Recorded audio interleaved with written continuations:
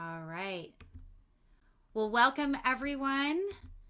My name is Erica Ferriston, she, her. I am the Director of Healthcare for All Los Angeles, along with Maureen Cruz and co-chairs Bronwyn Major, Chang-Sim Lim, and Gina Harris. Healthcare for All Los Angeles is a local chapter of Healthcare for All California, a statewide, nonprofit, nonpartisan organization. Our mission is to achieve a universal healthcare system through single-payer public financing with the goal that all California residents have comprehensive, high-quality healthcare, and then that we lead the nation for Medicare for all. And thanks to the California nurses, as all of you know, we do have a single-payer bill. It is CalCare AB 1400. We just got off a rally call with them. About 600 people were on that Zoom, so we are ramped up and excited to go. So we're going to go ahead and begin our program tonight with Mr. Wendell Potter, but with a land acknowledgement that we borrowed with permission from White People for Black Lives. So we're starting with a land acknowledgement. Healthcare for All Los Angeles acknowledges the Tongva and Kizh peoples as the traditional caretakers of the land we currently reside on. That is the Los Angeles Basin and Southern Channel Islands. We seek to honor the land and the courageous people who have been its stewards, modeling a tradition of resistance seeking liberation. We pay our respects to ancestors, elders, and relations past, present, and emerging. And if you are joining us outside the greater Los Angeles area, you can find out whose land you are on at native-land.ca. So the format for tonight is Mr. Potter will present first, and that will be followed by a question and answer session. For those of you on Facebook, please drop your questions in the comments, and Jason Small, Jason, if you want to raise your hand and give a wave, Jason will ask your questions to Mr. Potter. And for those of you on Zoom, please drop your questions in the chat to me, or actually to Gina. Gina's doing this tonight. So please drop your questions in the chat to Gina. And she is going to answer or ask your questions to Mr. Potter. And so again, if everyone will go ahead and please mute yourselves, we will begin. So I know that so many of you joining us tonight are familiar with Wendell Potter, but for those of you who are not, Wendell Potter is a former insurance industry insider turned Medicare for All advocate. Prior to his resignation in 2008, Wendell Potter was vice president of corporate communications for the health insurance company Cigna. And in June 2009, he testified against the HMO industry in the U.S. Senate to expose the health insurance industry's practices. Since then, he has spoken at more than 200 public forums and authored the New York Times bestseller, Deadly Spin, An Insurance Company Insider Speaks Out on How Corporate PR is Killing Healthcare and Deceiving Americans. He is also the author of Obamacare, What's in for Me, What Everyone Needs to Know About the Affordable Care Act. And his latest book, which he wrote with Nick Penniman, is Nation on the Take, How Big Money Corrupts Our Democracy and What We Can Do About It. In 2017, Wendell launched tarbell.org, a nonpartisan news publication with the mission to provide objective, investigative reporting on hard-hitting topics affecting Americans. In 2019, Wendell became the president of Business for Medicare for All and Medicare for All Now. And he is the current president of Business Leaders for Healthcare Transformation. Wendell Potter has been called the Daniel Ellsberg of Corporate America by Michael Moore and A Straight Shooter by Bill Moyers. And so with that, would everyone please welcome Wendell Potter with your Zoom claps and hearts. And thank you so much, Wendell, for being here. I just wanted to share, if you didn't mind, so I read, a bio that I put together from Things Online, which I think gives a good picture of you, but you recently wrote a letter to Assembly Member Kalra on his request to help persuade the Assembly to vote for AB 1400. And it is such a powerful letter. I was so moved by it, and I was wondering if I could share maybe like the first couple of sentences from that letter, if you don't mind. Okay, so let me just pull it up here. Of course, you have these things ready to go, and then and then you're still pulling up at the last minute. So this is a letter Wendell wrote on January 20th, 2022, and he wrote, "Dear Assembly Member Kalra, as a former executive of both Cigna and Humana and the current president of Business Leaders for Healthcare Transformation, I am writing to express support for AB 1400 and to apologize to the people of California for the role I once played in industry-funded propaganda campaigns to mislead them about how a single-payer system would affect them and their families. I will regret for the rest of my life my participation in the efforts to turn public opinion against the single-payer bills the California legislature considered in 2006 and 2008, and the intense behind-the-scenes and regrettably successful lobbying to persuade then Governor Schwarzenegger to veto them. Had either of those bills become law, every Californian would be covered today and would be paying considerably less than what the vast majority of insured Californians now pay for the coverage."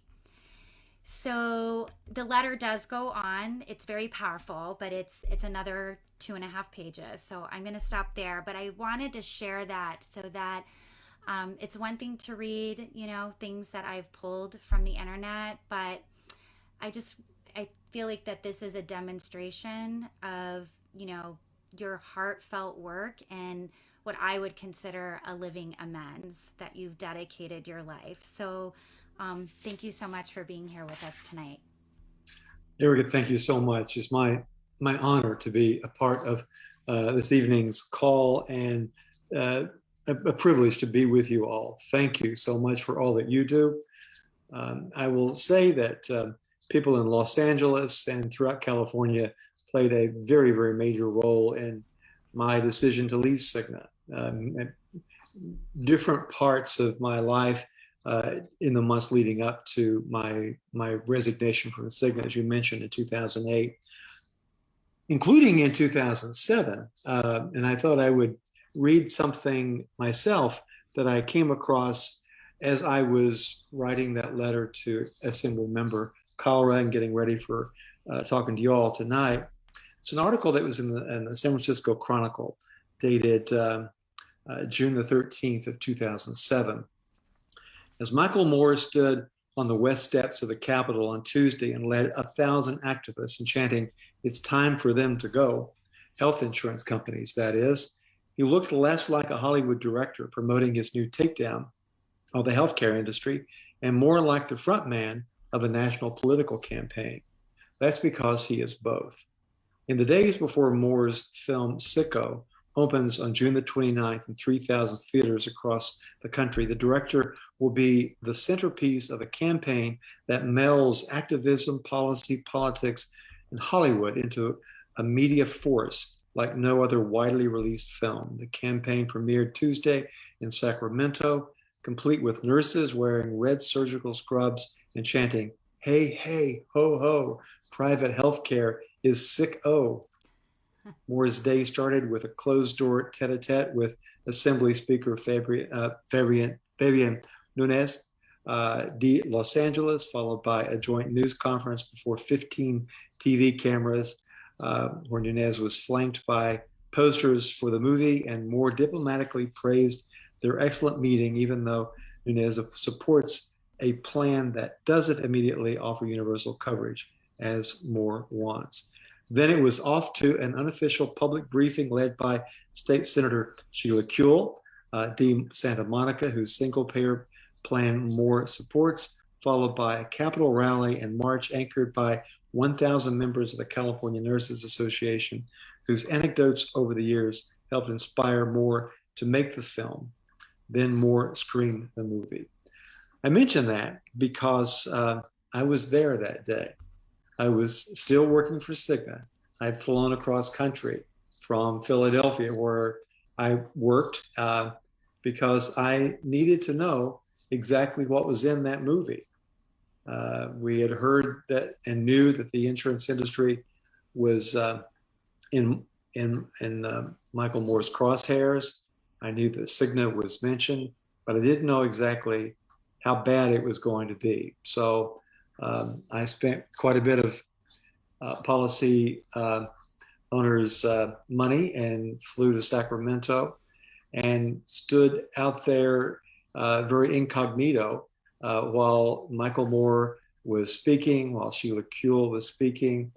And then after that, went to see that movie at a theater near the Capitol. And that was a turning point for me. I had gone out there with the intent of gathering information and equipping myself to be able to push back against that movie and to defend Cigna. But when I saw the movie, I was very, very moved. And I knew that Michael Moore had done a very careful job of being accurate, of getting it right. And that was the first of about 3 different things that happened in a short period of time that just made it necessary for me to leave my job a few months later. And as you noted, I testified before Congress almost exactly 2 years after that. Not long after that, though, and before I left Cigna, I flew back out to the Bay Area, and I met with Michael Leidy, who at that time was with the California Nurses Association. I had made the decision that I wanted to leave, and I wanted to see if there might be some way I could be of value to the single-payer movement. And we had a good conversation. Michael and I stayed in touch and talked as recently as this afternoon. And as you may know, he's no longer with the nurses, but is very much involved in efforts to try to see single payer actually enacted in California one of these days. And I've worked with the California nurses over the years, both at the state level and in the national level, because they are playing a key role as National Nurses United in Washington to try to push forward the legislation sponsored by Congresswoman Pramila Jayapal as a lead sponsor to create a Medicare for All system nationally. I would say that I think the chances are greater that you all may get there before the folks in Washington get us there.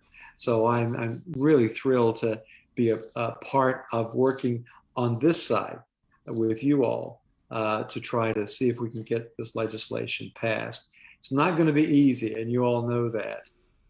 It was great news to hear that the AB 1400 had indeed been approved by the Appropriations Committee, so it's passed those 2 hurdles.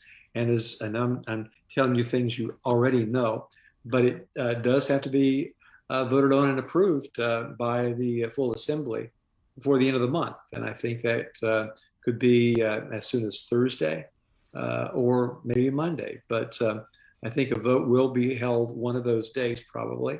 And obviously very, very important. And if it passes, it goes to the Senate. And that would give us all a bit more time to get our act together and push back against the critics. And I would say that this time, the critics are more concerned than they have been in the past. In 2006 and 2008, when those bills were before the Assembly and the legislature were enacted, went to Governor Schwarzenegger. The insurance industry, frankly, knew that they could count on Schwarzenegger to veto those bills. So they weren't very visible. They didn't spend a lot of money pushing back against that legislation. We were watching it very keenly from a distance. I had many meetings with my counterparts in state government affairs during that time. So we were watching it, but not putting a lot of money into it. But that's changed this year. You are, I'm sure, are aware that the U.S. Chamber of the California Chamber of Commerce came out on the day, the very morning that the Appropriations Committee was to vote on the bill, with a statement, with a press release, with 100 or more organizations that presumably are opposed to this legislation. And I was aware that they were doing that, and I made mention of that in my letter to Assembly Member Calra. And I said, this is just typical of what the insurance industry does. And I noted that during the debate on what became the Affordable Care Act in Washington in 2009 and 2010, my old industry, the health insurance business, secretly funneled $100 million to the U.S. Chamber of Commerce to finance the Chamber's campaign to try to kill what became the Affordable Care Act, or that bill. In an enormous amount of money. Of course, that wasn't the insurance company's money. It was your money and my money. They skimmed a lot of money off what we pay for our insurance to finance their propaganda campaigns and their lobbying efforts. But this year was notable. They didn't do that in 2006 and 2008, to my knowledge. So that shows you that they're paying more attention and they're more concerned that this effort could actually go forward. And I think one thing that they're seeing is some of the organizations that have been, I guess I would call them kind of center left in California, are now saying more supportive things of single payer legislation than they have in the past. It's getting real support. And I think you will definitely start seeing more propaganda, more talking points from the industry and through their shills. And they typically use organizations like the Chamber of Commerce. And they have allies like the California Medical Association to carry their water for them. And the CMA, by the way, they're being so foolish to get in bed with insurance companies. They have no, I think they're being extraordinarily naive. And of course, we know they do not speak for all California physicians. There are a lot of doctors in California who support this legislation, and many of them through Physicians for a National Health Program, which has a viable presence in California, and other physician organizations. But they want you to believe that all physicians are united in opposition to this. And the Chamber of Commerce wants the public and policymakers to think that businesses are monolithic and completely opposed to this legislation, which absolutely is not true. One of the reasons that I formed with some other folks, the business group, Business Leaders for Medicare for All, and now Business Leaders for Healthcare Transformation, is to bring the business voice to this fight and other fights where single payer legislation is going to be considered at the state level and in the national level. It's very important. We've got members in every state across the country, several members in California, and we want to build that organization up. Now, from what I understand, we may have more time to get our act together than maybe we had initially thought. I understand that the bill has been amended, and probably I think was amended some in the Appropriations Committee, that will have the effect of delaying the implementation of the legislation.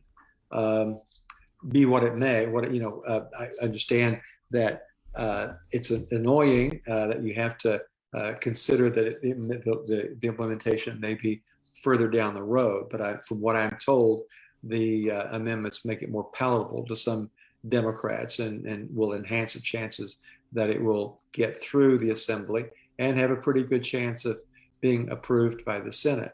Of course, this is not the financing bill. There's a separate financing bill. So there are a lot of moving parts and a lot that needs to come together. But it's moving forward.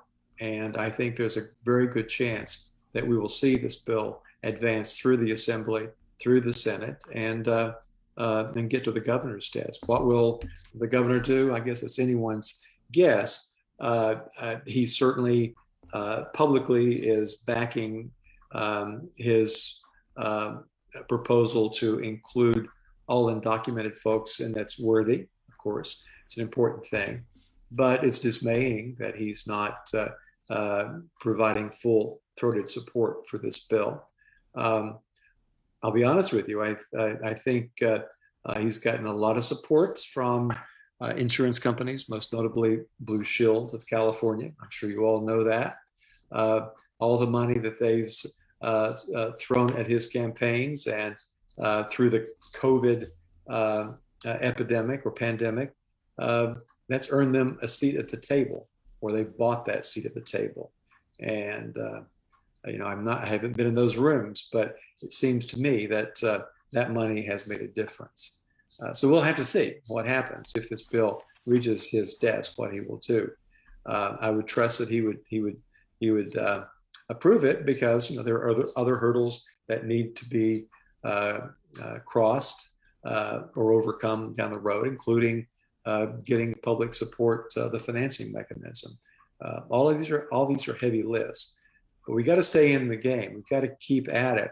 Now, I would say that the work that you all do is absolutely vital, but I think there's some things that we need to do that I haven't seen done in years past, and it's probably because there just wasn't an awareness of exactly what the opposition would be doing and what their messaging would be like. But I think we now know. We're seeing what the chamber is saying, what Kaiser is saying in its press release or its statement against this. It gives us clues as to what their talking points are. They're not new. They're exactly the same talking points we heard 15 years ago. But they call these talking points evergreen. They're always trying to scare you into thinking that, as the chamber said just a few days ago, this is a job killer. And obviously it's not, but they play what I've called the jobs card time and time again. And they'll play the tax card.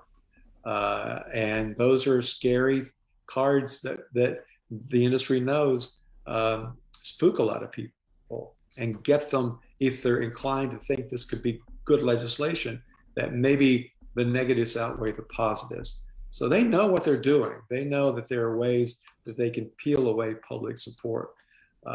It'll especially be intense if and when we get to the point of having this going to the public for a vote for financing. You've not seen anything like what will happen at that point in time. It'll be incredible. But I think we can work together to figure out what are some of the things that we can say to push back against them. The letter that I wrote to Assembly Member Calra is kind of an example of what I want to try to do and help this time around, if I can. And that is to help inoculate the public, to help people understand this is what they're going to be saying, and this is why it's not true. And this is what their real motives are. And here are some real facts about the health insurance business. That's something that you don't see in the media, unfortunately. Reporters don't do a very good job at all of covering the health insurance business. They're not reporting and keeping people abreast of just how these companies continue to suck money out of our pockets, money that could go into our paychecks, but instead is going to them. Just last week, United Healthcare, the biggest insurer, reported its profits for 2021. And it was absolutely astonishing how much money they've made. In the past 10 years, their profits have, I think, almost tripled. And the amount of money that they're taking in from all of us, not just through the premiums that people pay if they have United as a health insurer, but through us as taxpayers. You may be surprised to learn this, but they get a majority of their health plan revenues now from government payers, from Medicare through their Medicare Advantage plans, from the Medicare supplement plans that they sell with AARP, and through the Medicaid programs that they administer for a lot of states. They're just sucking money out of our pockets in so many different ways, as health plan enrollees, but also as taxpayers.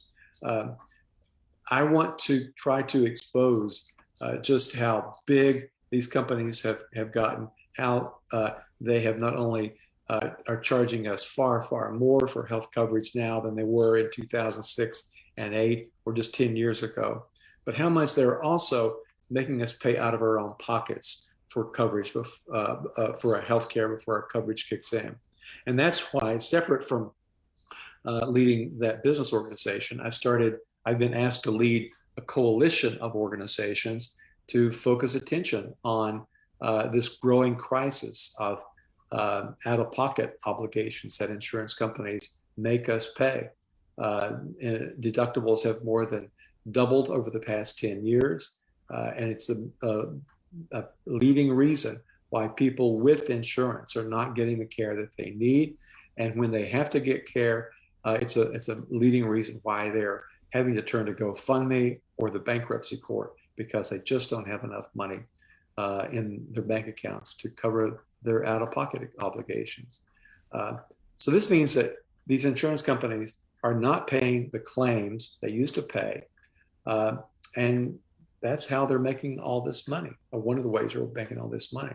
So there are a lot of things that we can do to expose the industry, and I think that's going to be very, very important and essential to do. It's important to keep advocating and explaining the merits of this legislation, but we've got to really attack the attackers and expose them and their tactics. Otherwise, the money that they spend to try to get their propaganda into everyone's heads will succeed. So I'll end with that. I know there's a lot more that we could say, but I'm grateful to have this opportunity to write, to talk about what I used to do for a living, to expose these companies for what they are, for the leeches that they are, and the obstructionists, and why they want to try to kill this, how they're working through organizations like the California Chamber of Commerce, how they're getting the CMA to be unwitting foot soldiers for them. So I look forward to being able to work with you as we go forward and get this bill across the finish line. Thank you so much, and we certainly welcome your help. I was talking to you earlier, and there's quite a few number of people on tonight, and I think most of them are very familiar with AB 1400 CalCare. But in addition to this being an incredible single payer bill that, everybody's in, nobody's out, it's comprehensive care from birth to end of life, all medical, mental, dental, vision, health, ambulance, physical therapy, you name it.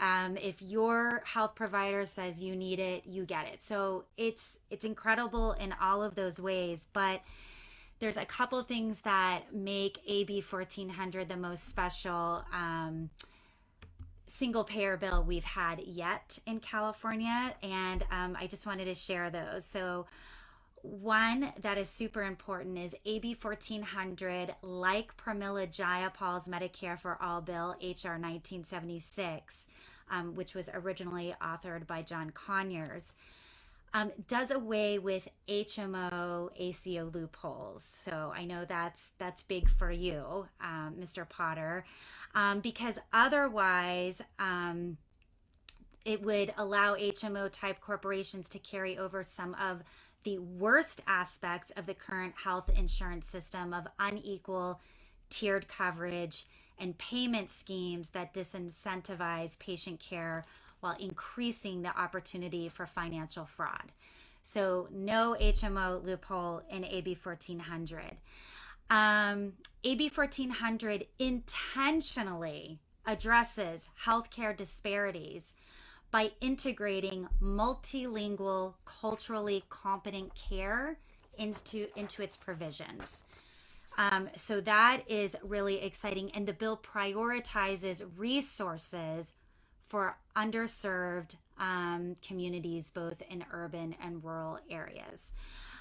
So when you start to look at this bill and you really get into the weeds of it, unlike the Chamber of Commerce is saying, this is a jobs bill because it's going to be building in underserved areas. It's going to be creating jobs. It's a revenue generator. It's a racial justice bill. It's a housing bill. And like single payer bills, it is a human rights bill. And this is a bill that we are ready and prepared and willing to fight, I'll say like heck, to get this bill passed. And we know that the politicians who are paid off in the industry, they are banking on us tiring out, and but we're not going to, because we have people in our own lives. We have our own unhoused neighbors. And I was thinking, Mr. Potter, when I was reading a little bit about your journey from insider to Medicare for All advocate, Natalie Sarkeesian, December, what was it, 2007? 2007. It was just a few months after I was in Sacramento for the screening of Sicko, just a few months. It was December, just a few days before Christmas that year. So for those of you may remember, or you may not know, but Natalie Sarkeesian lived in Los Angeles, right here, where we're all joining in from. And she was a teenager who had leukemia, and she needed a liver transplant. And Cigna, the insurance company that her parents bought into and paid for, and Wendell worked for at the time, refused to pay for that liver transplant. And the California nurses, I mean, they are incredible. I heard you talking about them at Sicko, but the California nurses joined with the families and rallied, and the community came together. And in fact, I'm sure some of you on this Zoom here were probably a part of those rallies and protests to have Natalie's transplant paid for. I know that Maureen Cruz, my director of Healthcare for All Los Angeles, she was on the streets at that time. So the community rallied, and I read that they rallied so well, you considered it a PR disaster, and advised Cigna pay for the transplant. They did not listen to you, and then eventually they did pay for it, but by the time they did, it was too late, and she died a few hours after they greenlit the payment. So it is for Natalie Sarkeesian, for her family, for all of us here, for all of us everywhere. You mentioned the GoFundMe's. I think what we have now is basically a healthcare Squid Games. For those who have watched the show, you have people literally sitting in ivory offices, determining who lives and who dies, who is going to have their limbs amputated, and who will get the diabetes care that they need to save their limbs. When really, this cruel caste healthcare system has to end. It will end, and we are going to have it end by passing CalCare, and then fighting the larger healthcare justice fight in the nation, and Medicare for all. So as you know, as you've seen, and as you've already talked about, we do have all the same propaganda and things coming at us right now. The taxes, job killers. And we have our own document that we're putting together ourselves, researching, how do we combat that? We do have truth on our side. We know that we already pay the most expensive taxes for healthcare in the world. They're just called premiums, deductibles, co-pays, out-of-network costs. And so want to ask you, how do we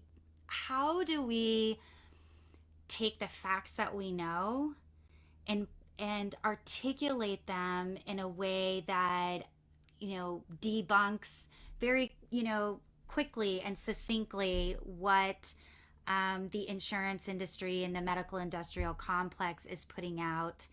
That would be one question. And how do we we're out-moneyed, we're out-manned, we're out-lobbied. How do we overcome? So those are some questions for you. And then I want to open it up to questions from those who have joined us on Zoom and Facebook.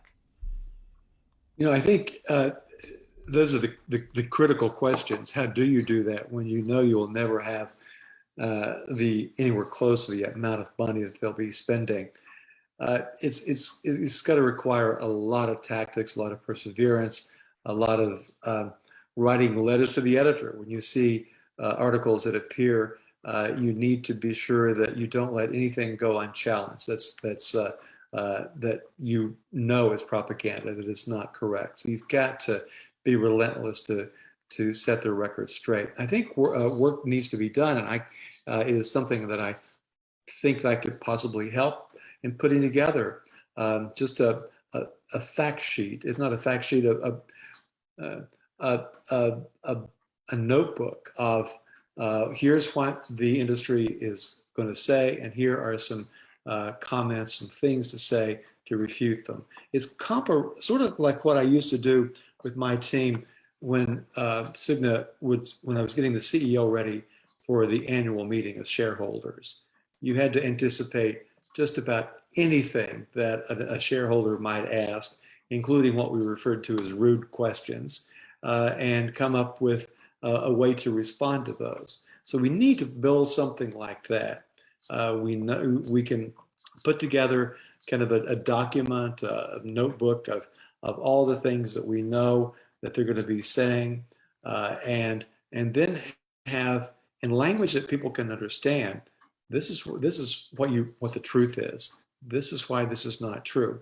But at the same time, you've also got to have a campaign to really expose their tactics and help explain the reasons why we are paying so much more out of our own pockets, why our coverage is so lousy, to help people understand, like you were saying about Natalie Sarkeesian, you've got faceless, unelected, unaccountable corporate bureaucrats who are making decisions day in and day out, overruling what your doctor might say that you need, making those decisions and essentially operating death panels within these companies, as the Sarkeesian family found out. That's the kind of language that you've got to use. You've got to convey that. You've got to paint this vivid picture for people. This is what the reality is. The challenge that we face is that most people who have private insurance, fortunately, they go year to year in pretty good health. They don't test the limits of their health insurance policy. They might hear about Natalie Sarkeesian or some story like that and say, there, by the grace of God, go I, but then dismiss it, forget it. They don't think that this could possibly happen to them, but it's happening to people every single day. And we've got to be able to connect with people emotionally. One thing, and I'll stress that, it's really important for us not to just talk in facts and figures. We've got to tell stories. We've got to communicate with people and connect with them on an emotional level. That's especially true when you're talking to people one-on-one or you're giving a presentation. It's important to provide some factual information, but on the other hand, you've got to tell some stories, like the Natalie Sarkeesian story, and some other stories, just to drive home the point. This could happen to you and will happen to you at some point if we don't do something like pass AB 1400, which is what we need to do. Look at the trend lines. Here's what your health insurance policy cost in 2008, the last time this bill was being considered. Here's what it is now. Here's what your out-of-pocket costs were then. Here's what it is now.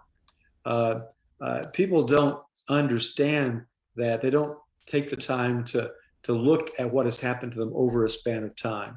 And when these premiums go up incrementally every year, people are somewhat aware of it, but they don't really understand just how much of a frog in a pot of water that we all are, and how that heat is being turned up and we're all being cooked. So it's a lot there, but it really has to be a strategy working also in collaboration with some of the other organizations, the nurses, of course, but all the other organizations that are out there.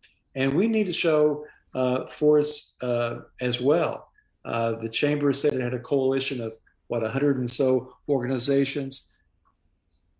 You can do the same thing, and you should do the same thing.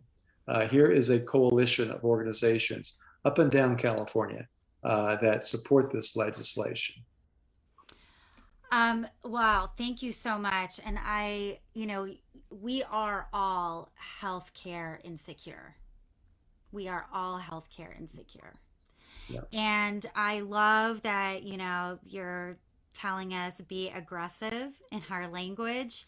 And when I hear you talk about, the death panels that the insurance industry has created in conducting and presiding over, I'd say that goes the same for our politicians who are taking their money and continuing to enable the caste system to go on by not supporting AB 1400. They are, a part of that grotesque scene in Squid Games of the wealthy with their wine as these people are losing limbs and life and, their life savings. So thank you with that. Let's open it up to questions. If you are on Zoom, please type your question in the chat and send it to Gina, RN. She's waved her hand, and go ahead, Gina, and unmute, and Jason Small, and I'll let you guys take it from here. All right, awesome. So you guys, I know there were some questions earlier that weren't sent directly to me. I'm going to try to get to them. But as you know, we're a chatty Cathy type of group. And so there was lots of chat going on in the chat.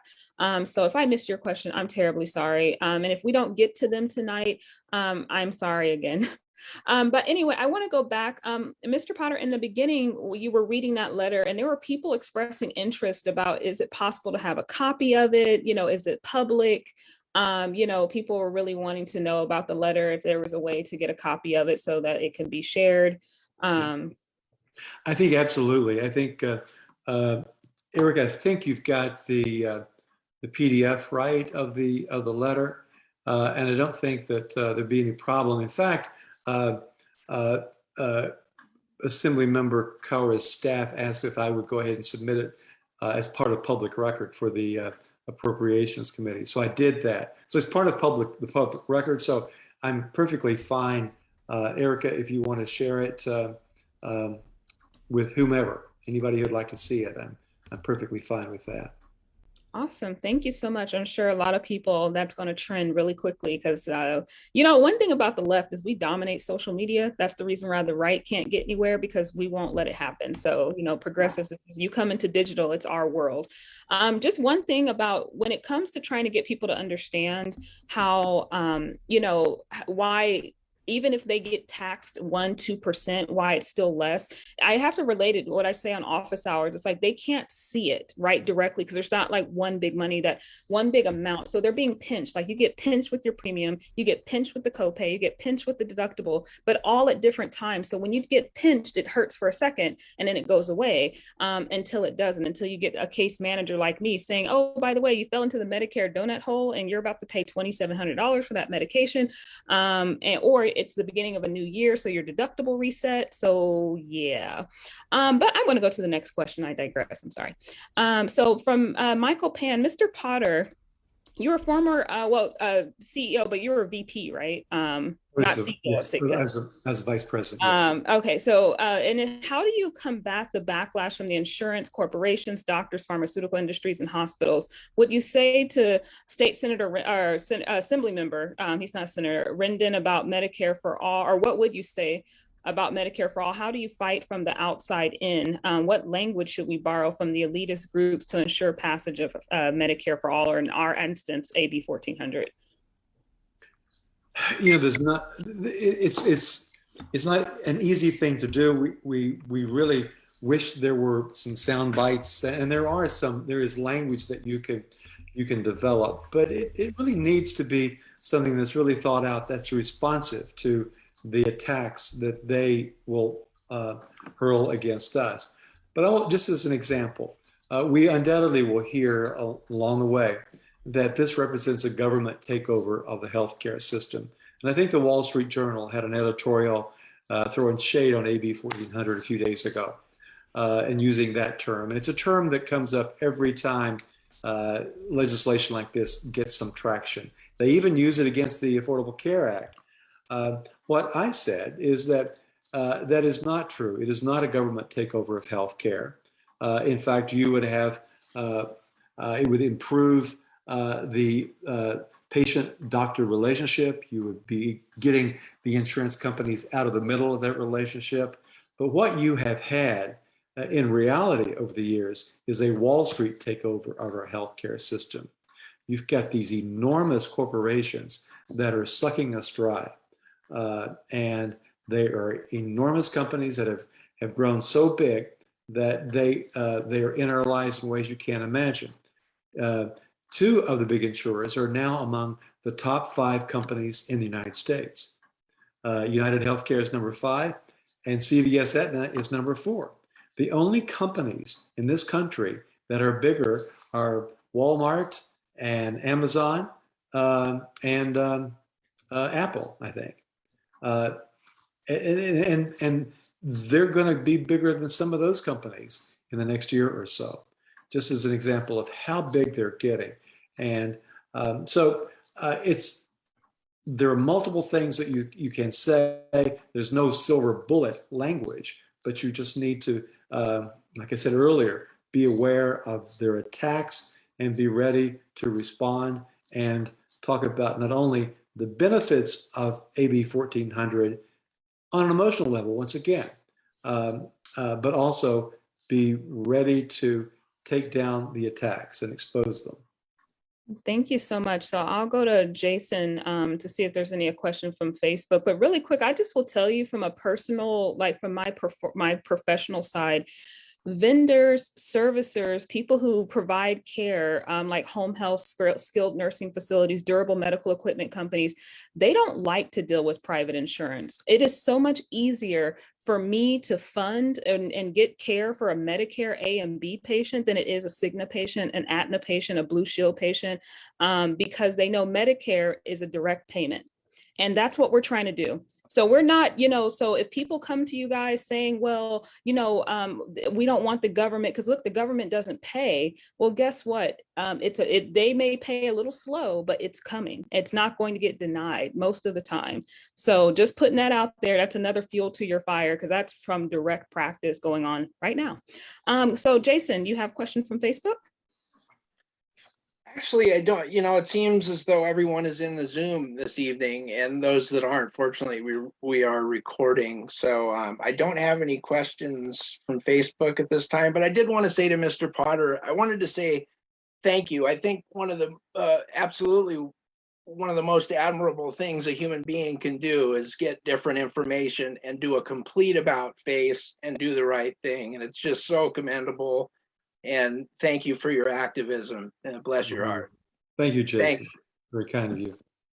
Yes, thank you. So I'll continue to kind of power through some of these questions. Like I said, the best things for you guys to do is to just kind of send me a direct message.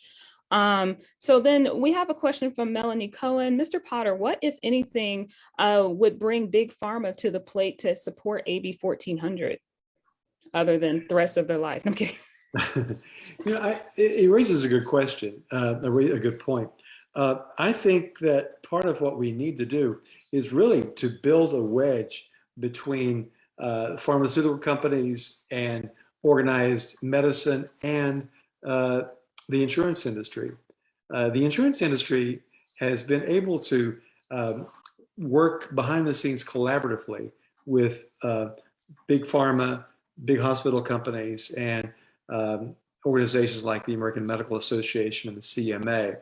But we're seeing that can be attacked in a certain way.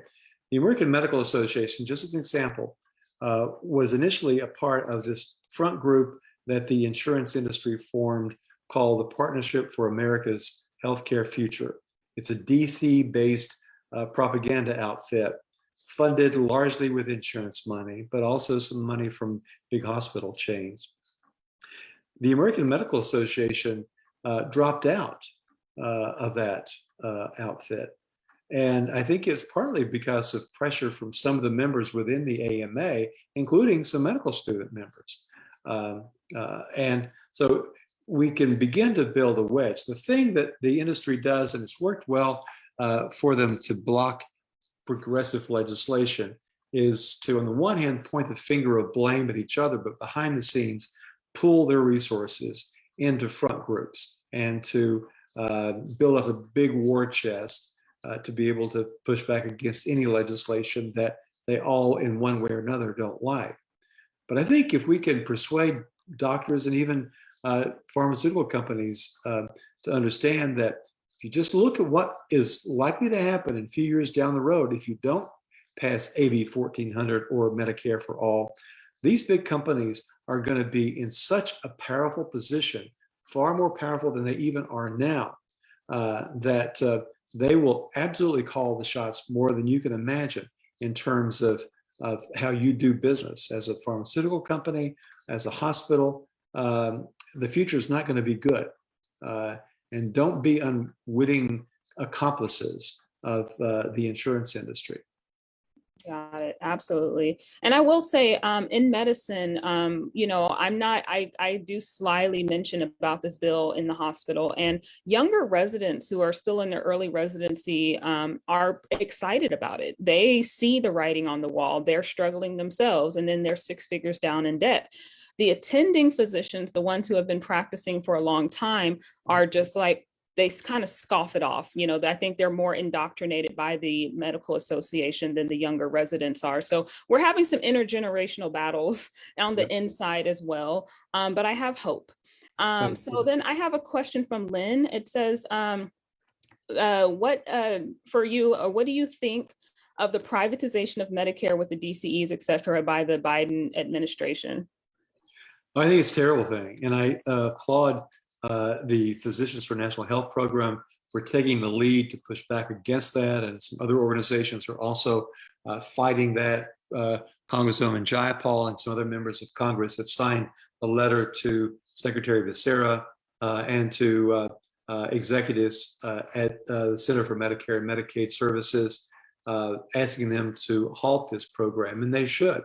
To its credit, the Biden administration did bring to an end one of the direct contracting programs that started during the Trump administration, as did the one that we're talking about, this DEC or direct contracting entities. That's what DCE stands for, which is just kind of another way of privatizing the Medicare program. And make no mistake, it is being privatized in various ways, but certainly through the Medicare Advantage program, which has just been insidious.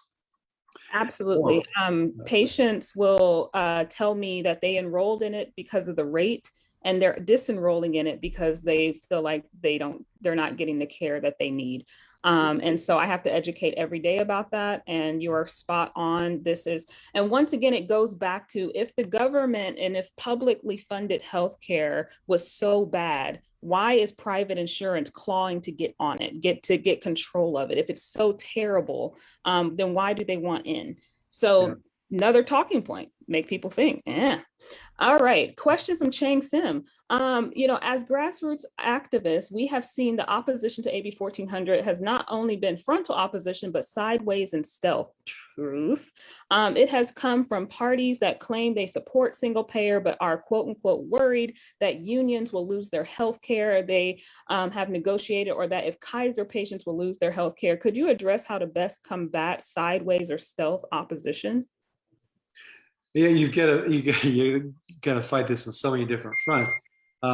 Unions, it's true. A lot of unions, as we saw during the presidential campaigns, like in Nevada, for example, culinary union there really tried to derail Bernie Sanders' campaign.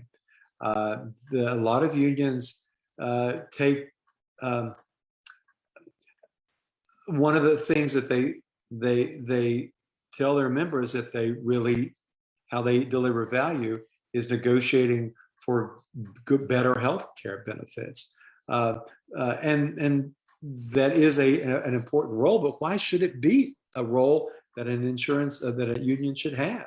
A union should be able to fight for working conditions and raises, salary increases, rather than having to deal with health benefits.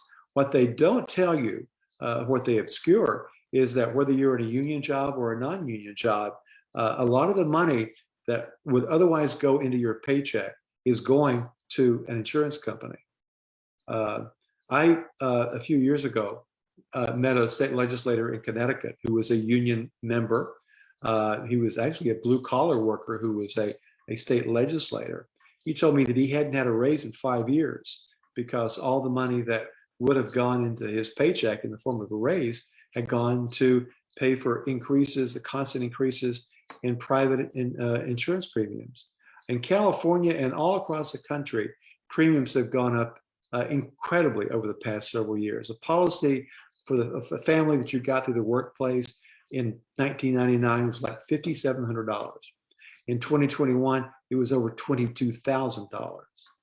So you can just show that these union members think that they may have it better, and they may have it better than people who are in non-union jobs. But when you look at what would be a better world for them, they would be in a position of getting more money in their paychecks, and their unions wouldn't have to be engaged in these fights that shouldn't happen, shouldn't need to be, and are not anything that happens in Canada, for example.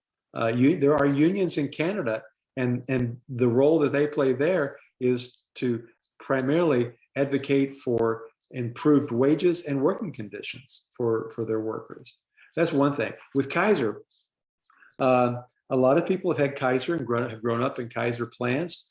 And Kaiser is one of the leading opponents of AB 1400. They've got quite a financial stake in California, as you can imagine. But you could imagine that if you're in a Kaiser plan, it's very closed for the most part. You are restricted to using Kaiser doctors and Kaiser facilities. And some people have grown up with that, they like that. But under a Medicare for All or AB 1400, you'd have greater freedom of selecting your physician or where you would go to get the care that you want. So you have greater choice. And then pivot to talk about the word choice. We have had systematically choice of healthcare taken away from us year after year after year, with these limited networks that are common now, whether you're in Kaiser or any other plan. A lot of doctors and hospitals and clinics and outpatient facilities are off limits to us. They're out of network, and you don't get coverage in many cases if you inadvertently go out of network, even to the point that if you go to a hospital and your hospital's in network, but the anesthesiologist or radiologist is not. I was just going to say that. I'm sorry. I was just thinking that because a patient today told me she got a bill for an anesthesiologist that was out of network, but the hospital was asking me, why did that happen? So bless you, sir. Okay. Insane. It's just an insane system that has gotten more and more insane. And we're all played the fools. And we have to pay dearly if we make a mistake or don't even know that such a thing like that exists, like this person who asked you that question. How can it be? Right, the choice has been taken away from us that way. And if you get our coverage through an employer, it's our employer who makes a decision as to what insurance company will deal with. It's not our choice. Absolutely. So, I mean, and these are things, like I said, the public doesn't think about because it's little small pinches at different times and it doesn't hurt all at once as if it were to be one big pinch.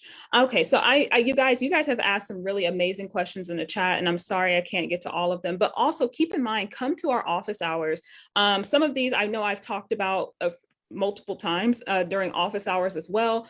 And I know you guys want to hear from Mr. Potter, also invited to office hours if you're free on a Sunday. But I want to ask this one that Michael put in the chat because it is a good one, one that we haven't really thought about or discussed too much. And it's about the medical specialists and surgeons who are concerned they would earn 200% less than what the private insurance pay them. For example, $350,000, $600,000 for specialists and surgeons, private health insurance average, and $180,000 to $300,000 for Medicare doctors. How do we educate the doctors that they will not face a huge cut in their pay? And I think that's a good one. It hasn't been too talked about. Right. Yeah. And it is the specialists at the high end who paid the most who are most likely to be opposed to this. It's not the primary care physicians or those that are at the lower end of the pay scale. We have far too few primary care doctors in this country because of a lot of reasons. But one of the things that would happen is that physician practices would not have to pay so much money that they have to pay now dealing with insurance companies. A huge percentage of a practice income goes to dealing with a multitude of insurance companies. About a third of what we spend in this country on healthcare is going to administrative costs that's made necessary because of a multi-payer system. And physician practices have to have people on staff who do nothing more than deal day in and day out with insurance companies. That's an expense that can be almost eliminated when you have a single payer system. The other thing is, keep in mind that you might be getting paid a bit more by your insurance company right now, maybe substantially more. But in the years to come, and this is why I say that doctors, even those high-paid specialists, are being played the fool, is because as these companies get more and more powerful, they're not going to pay that premium to these doctors. That's not going to happen forever. And that's why I think they need to worry a great deal about the increased privatization of the Medicare program, for example. We already have close to about 50% of people in private Medicare Advantage plans now.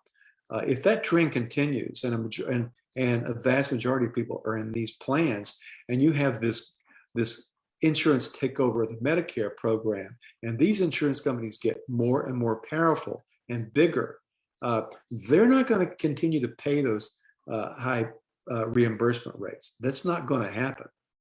So they're being extraordinarily naive to think that the gravy train is going to continue. So just imagine the same way that if we got CalCare, how we would have the negotiation power of 40 million people going up against Big Pharma. If we let the insurance industry get that negotiating power, they get it. The more that they get, I used to do it. I mean, I'm sure Mr. Potter, you did it. We would go hard and heavy on negotiating contracts because we knew how many members we'd have. We would go to the table saying, I represent, X amount of hundreds of thousands of members. And what are you going to do for me? What rate are you going to give me? No, I don't want to pay that high rate. I have this many members. Same thing with CalCare. If we have CalCare behind us, we will be able to bring to that negotiation table, but we are struggling for that right now. Once again, we have got to talk about all the horror stories. And, you know, I hope to have you back. I know we ran out of time, and I know so many people are tired of looking at Zoom screens because we did jump right from the CNA meeting. So Erica, I'm going to throw it back to you. And thank you so much again. My pleasure, Tina. Yes, thank you. And I believe you are joining us from the East Coast. So just another example of Wendell's dedication to helping us pass single payer healthcare. He's always in to rally. I called him and I'm like, would you do this? Yes. I connected him with Assemblymember Cara, and he's, you know, working with him, and it's just, we're really grateful for you. Well, I'm grateful to you. Thank you for that introduction. You're exactly right to note that. I wouldn't otherwise have had a chance to talk with him and to develop a relationship with him. I might just give a plug for my organization, Business Leaders for Healthcare Transformation. If you all know business folks who are like-minded, who would be interested in being a part of our organization, I really want to build a California chapter to be influential as this fight goes forward. We absolutely, I think, again, the missing link in this has been the business community. And we can't let the California Chamber get away with this propaganda and its lies. This is not a job killer. What we have now is a system that is killing jobs. It's killing entrepreneurship. That is penalizing small employers that can no longer afford to offer coverage to their workers. So we've got a lot that we can say on our side as a business community. So we need to have more people who are part of the business community who'd be willing to step up and be visible, and we can help give them that visibility. Thank you. What was the website that if people wanted to check it out and possibly join or share? Yeah, Business Leaders for Healthcare Transformation. It's blhct.org.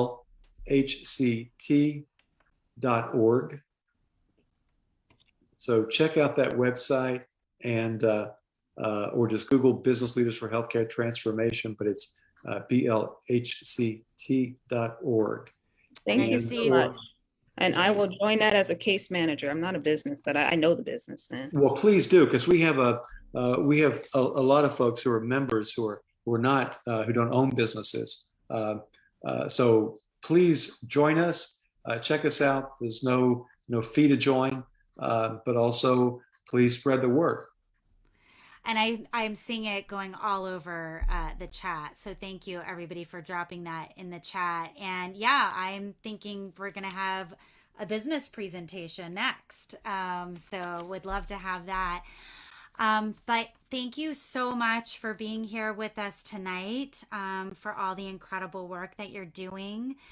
I just want to hear you talk all night, but I do have to, I guess, let us go to bed. And we have a phone bank coming up, guys. So CNA, all the calls to action have been put in the chat. And all of the calls to action, I've already updated our toolkit with the CNA phone bank, with the CNA assembly floor toolkit. Everything can be found at bit.ly HCALA toolkit, all lowercase. Again, that's bit.ly bit.ly HCALA toolkit, all lowercase. I want to thank our incredible team for making tonight's program possible. We had Paul Newman on Zoom, Gina and Jason asking questions, Dennis Resendez dropping links in the chat, Bronwyn Major on graphics, our social media backup dancers, Jackie Hernandez and Brenda Gutierrez, Caro Federa, lead organizer for our PR callers. And of course, so much appreciation for all those on the HCALA team and our incredible allies. Big love to all the CalCare activists in California and Medicare for all activists around the country. Finally, in closing, if you liked what you heard tonight, put 5 on it. We can use it to help, do more healthcare caravans and spread the word. And you can donate by going to bit.ly, HCALA donate, all lowercase, or visit our website at hcala.org. And finally, please like and follow us on Facebook, Twitter, Instagram, YouTube, and TikTok at HCA Los Angeles. And with that, go Team CalCare, and good night.